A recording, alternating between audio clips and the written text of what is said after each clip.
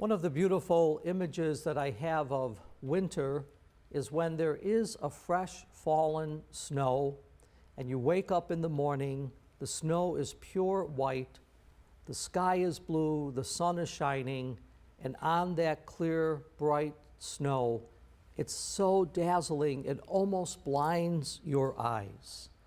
And it's a beautiful image of a lovely winter morning.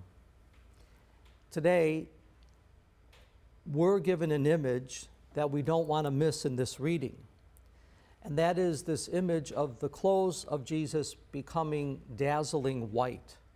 Because radiant white is always a sign of divine presence. Not only do we hear that Moses and Elijah speak with Jesus, but they speak to him about the great exodus that he is going to accomplish in Jerusalem. And Moses, as we know, was the leader of the first exodus. He led the people out of Egypt and brought them into deliverance from the Pharaoh. Now Jesus will go out of Jerusalem, and he's going to lead his people to the fullness of a new freedom, won over sin and death.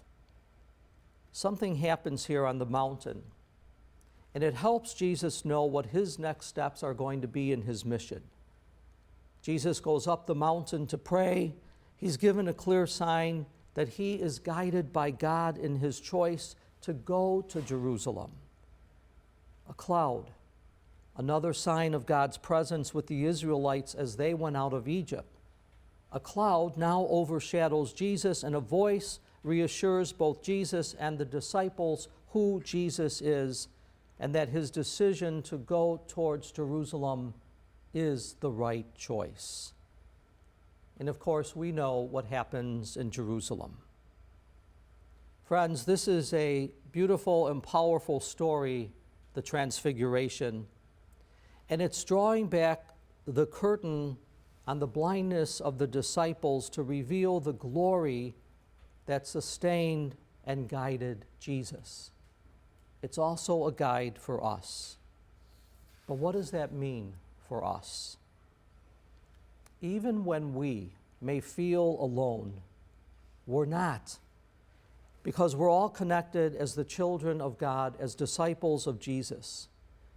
On the day of our baptism, we became the beloved sons and daughters of God.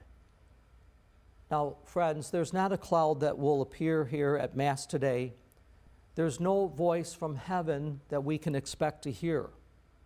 However, here is Jesus in the gift of the Eucharist and the gift of our community over these airwaves that bring us together in faith, in hope, and in love.